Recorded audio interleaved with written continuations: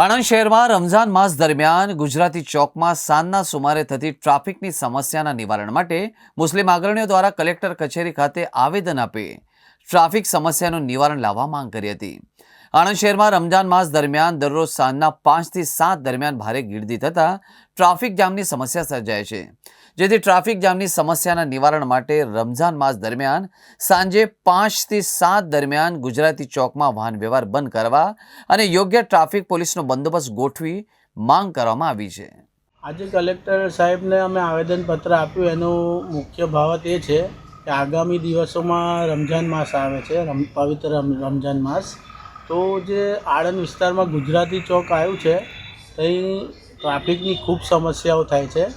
તો રમઝાન માસમાં સાંજે 5 થી 7 જે રેલવે સ્ટેશનના મુસાફર, બસ સ્ટેન્ડના મુસાફરો, જે દુકાનો વેપારીઓ બંધ કરીને આવે છે એ લોકો અને રમઝાનમાં મુસ્લિમ બિરાદરો ફળફળાદી ખરીદવા આવે છે, જે ટ્રાફિક તે ખૂબ સર્જાઈ જાય છે।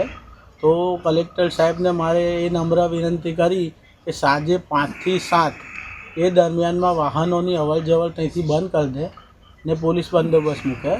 તો શું છે કે જે મુસ્લિમ બિરાદરો ફળફળાદી ખરીદે અને જે ટ્રાફિકની સમસ્યા થાય છે એ સમસ્યા હટી જાય ને દર ફેર પોલીસવાળા બી અમને બહુ સાથ આપે છે અને સરસ એમની કામગીરી હોય છે।